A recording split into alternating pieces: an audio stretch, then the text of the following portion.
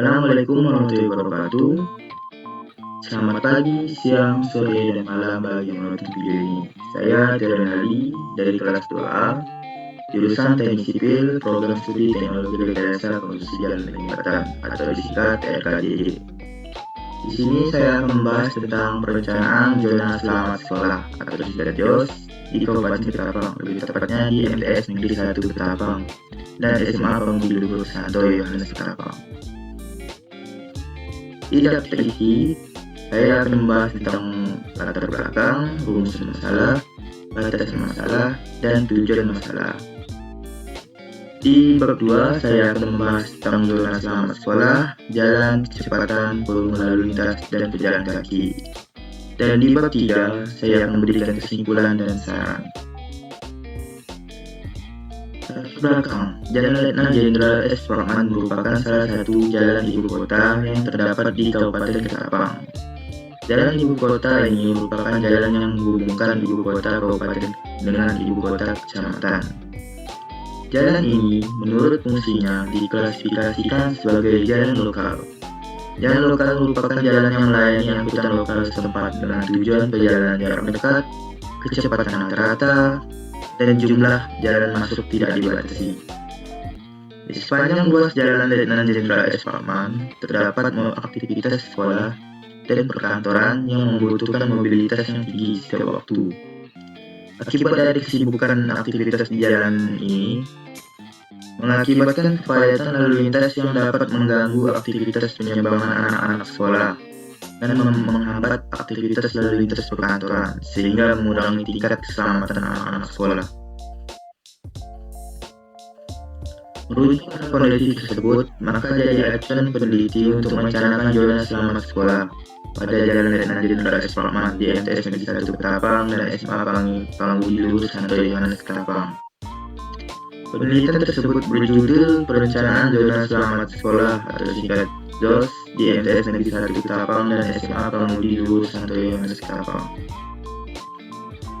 Rumusan masalah. Dari latar belakang di atas terdapat beberapa masalah yang dapat dianalisis.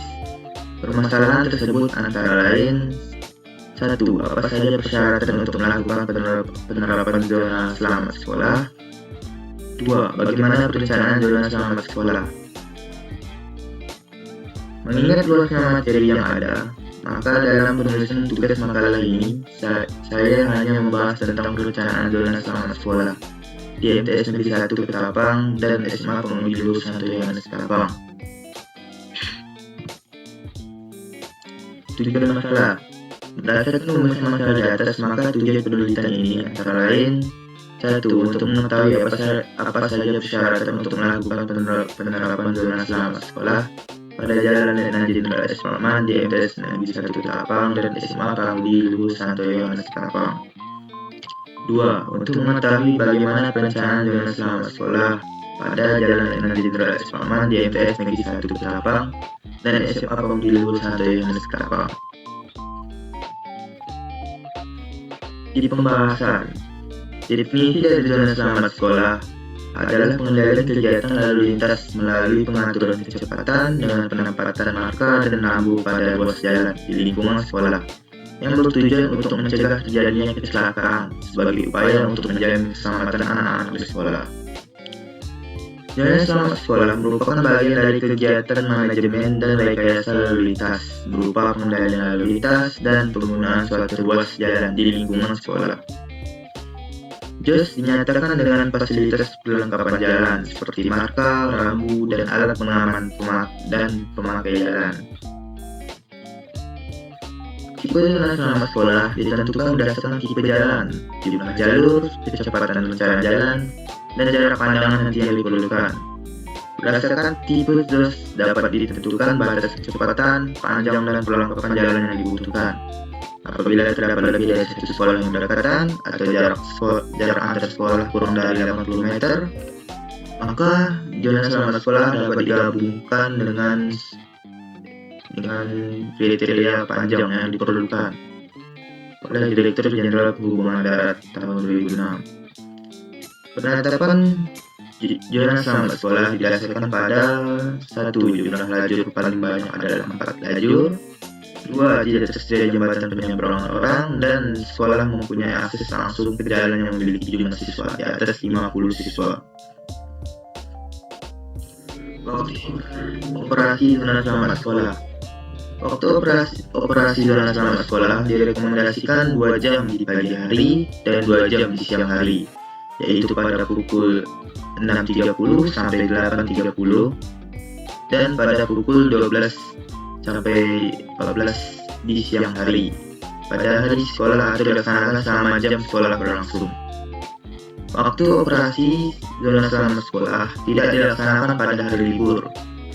Waktu operasi ini dapat disesuaikan dengan kebutuhan masing-masing sekolah. Fasilitas perlengkapan jalan pada zona selamat sekolah. Pertama, marka jalan. Zona selamat sekolah adalah marka berupa rambu kata-kata sebagai pelengkap rambu batas kecepatan. Zona selamat sekolah. Marka lambang merupakan tulisan ZOS yang digunakan untuk memberi petunjuk adanya ZOS. Memiliki tinggi huruf dengan ukuran 1,6 meter, memiliki lebar huruf 0,6 meter, dan ditempatkan di atas permukaan marka jalan berwarna merah. Di sini akan menampilkan rambu-rambu lalu lintas yang diperlukan untuk zona selamat sekolah. 1. Rambu penunjuk tempat penyeberangan jalan. 2. Rambu larang parkir sepanjang zona selamat sekolah. Rambu menyalip kendaraan lain. Rambu peringatan penyeberangan orang. Rambu batas kecepatan maksimum 40 km per jam. Jalan adalah prasarana transportasi darat yang meliputi segala bagian jalan, termasuk bangunan pelengkap dan perlengkapan yang diperuntukkan bagi lalu lintas, yang berada pada permukaan tanah di atas permukaan air kecuali jalan kereta api, jalan roli, dan jalan kabel. Jalur lalu lintas adalah keseluruhan bagian perkerasan jalan yang diperuntukkan untuk lalu lintas kendaraan. Lebar jalur sangat ditentukan oleh jumlah dan lebar jalur diperuntukannya yang sesuai dengan lebar jalur dan bahu jalan sesuai PLHR, atau panjangnya yaitu volume lalu lintas harian rata-rata. Lebar jalur minimum adalah 4,5 meter, memungkinkan dua kendaraan kecil saling berpapasan. Papasan dua kendaraan besar yang terjadi suatu waktu dapat menggunakan bahu jalan. Lajur bagi jalur lalu lintas memanjang dibatasi oleh marka lajur jalan, memiliki lebar yang cukup untuk dilewati suatu kendaraan bermotor sesuai kendaraan rencana. 1. Lebar lajur lalu lintas merupakan lebar kendaraan ditambah dengan ruang bebas antara kendaraan yang besarnya sangat ditentukan oleh keamanan dan kenyamanan yang diharapkan. Pada jalan lokal atau kecepatan rendah, lebar jalan minimum 5,50 meter cukup memadai untuk jalan dua jalur dengan dua arah. Jumlah lajur lalu lintas yang dibutuhkan sangat tergantung dari volume lalu lintas yang akan memakai jalan tersebut dan tingkat pelayanan jalan yang diharapkan. 4 lajur untuk satu arah untuk pada jalan tunggal adalah patokan maksimum yang diterima secara umum. American Association of State Highway and Transportation Official atau singkat ASTO memberikan sebuah kemungkinan terdapatnya 16 lajur pada jalan dua arah terpisah. Kemiringan melintang lajur lalu lintas jalan lurus diperuntukkan untuk kebutuhan drainase. Air yang jatuh di atas permukaan jalan supaya cepat dialirkan ke saluran-saluran pembuangan. Kecepatan adalah tingkat pergerakan lalu lintas atau kendaraan tertentu yang sering dinyatakan dalam kilometer per jam. Terdapat dua kategori kecepatan rata-rata, yaitu kecepatan waktu rata-rata dan kecepatan ruang rata-rata. Kecepatan waktu rata-rata yaitu rata-rata dari sejumlah kecepatan pada lokasi tertentu, sedangkan kecepatan ruang rata-rata atau kecepatan perjalanan yang mencakup waktu perjalanan dan hambatan. Kecepatan ruang rata-rata dihitung berdasarkan jarak perjalanan dibagi waktu perjalanan pada waktu tertentu. Satuan dari volume lalu lintas secara sederhana adalah kendaraan. walaupun dapat dinyatakan dengan cara lain, yaitu satuan mobil penumpang atau SMP. Tiap satu satuan waktu arus atau volume lalu lintas pada suatu jalan diukur berdasarkan jumlah kendaraan yang melewati titik tertentu selama waktu tertentu. Dalam lalu lintas harian rata-rata per tahun yang disebut ADT, Average Daily Traffic, atau lalu lintas harian rata-rata LHR. Bila periode pengamatannya kurang dari 1 tahun, arus lalu lintas pada suatu lokasi tergantung pada beberapa faktor yang berhubungan dengan kondisi daerah setempat. Besaran ini sangat bervariasi pada tiap jam dalam sehari, pada tiap hari dalam seminggu, dan pada tiap bulan dalam setahun. Nilai arus lalu lintas mencerminkan komposisi lalu lintas dengan menyatakan arus dalam satuan mobil penumpang. Semua nilai arus lalu lintas per arah dan total diubah menjadi SMP atau satuan mobil penumpang dengan menggunakan ekivalensi. Satuan mobil penumpang yang diturunkan secara empiris untuk tipe kendaraan sebagai berikut. 1. Kendaraan ringan LV termasuk mobil penumpang, minibus, truk, pickup, dan jeep. 2. Kendaraan berat HV termasuk truk dan bus. 3. Sepeda motor MC termasuk kendaraan bermotor roda 2 atau 3. Pejalan kaki adalah orang yang melakukan aktivitas berjalan kaki dan salah satu unsur pengguna jalan.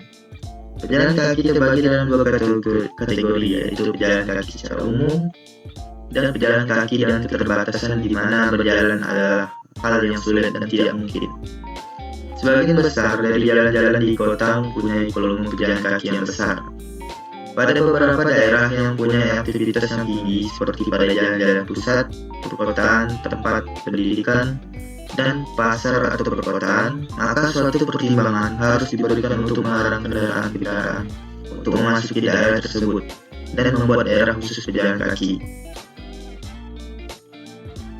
Kesimpulan dari pembahasan yang dapat diambil yaitu persyaratan untuk melakukan penerapan zona selamat sekolah pada Jalan Letnan Jenderal S. Parman di MTS Negeri 1 Ketapang dan SMA Pramudi Luhur Santo Yohanes Ketapang adalah sebagai berikut. Bahwa dalam Peraturan Menteri Perhubungan Nomor 14 Tahun 2006 tentang manajemen dan rekayasa lalu lintas di jalan telah diatur mengenai inventarisasi dan evaluasi tingkat pelayanan jalan. 2. Bahwa untuk melaksanakan ketentuan sebagaimana dimaksudkan huruf A di ruas jalan di area sekolah yang memiliki lalu lintas pejalan kaki, anak sekolah cukup tinggi dan rentan terhadap kecelakaan lalu lintas, sehingga perlu dilindungi melalui penerapan zona selamat sekolah. 3. Bahwa kendaraan yang berada dalam zona selamat sekolah harus dengan kecepatan rendah untuk memberikan waktu reaksi yang lebih lama untuk mengantisipasi gerakan anak sekolah yang bersifat spontan dan tak terduga yang berisiko menimbulkan kecelakaan. Perencanaan zona selamat sekolah pada Jalan Jenderal S. Parman di MTS Negeri 1 Ketapang dan di SMA Pramudi Luhur Santo Yohanes Ketapang belum terlindungi sepenuhnya. Maka dari hasil penelitian ini akan direncanakan desain zona selamat sekolah yang memiliki panjang segmen 150 meter, contohnya seperti berikut. Rambu penyeberangan pejalan kaki dipasang pada titik lokasi fasilitas penyeberangan jalan atau disebut zebra cross. 2. Rambu larangan parkir di sepanjang zona selamat sekolah dipasang pada jarak 30 meter dari marka melintang berupa garis utuh untuk mengutamakan pejalan kaki yang akan menyeberang. 3. Rambu dilarang menyalip kendaraan lain. 4. Rambu peringatan penyeberangan orang. 5. Rambu peringatan kurangi kecepatan jalan selamat sekolah. Rambu ini berfungsi untuk memperingati kepada pengguna jalan untuk mengurangi kecepatannya saat melintasi kawasan zona selamat sekolah. 6. Rambu batas kecepatan maksimum dan batas akhir kecepatan maksimum. Saran dari saya sesuai dengan hasil penelitian, saya mencoba memberikan saran sebagai berikut. 1. Pelaksanaan zona selamat sekolah sebaiknya segera dapat dievaluasi untuk meningkatkan keselamatan, kenyamanan, dan keamanan bagi para penyeberang. Makalah ini dapat dimanfaatkan bagi peneliti lain dalam menyusun tugas terpikir di bidang transportasi, terutama yang tertarik pada zona selamat sekolah. Sekian dari saya. Terima kasih sudah menonton video ini. Wassalamualaikum warahmatullahi wabarakatuh. Selamat pagi, siang, sore, dan malam bagi yang menonton video ini. Sekian.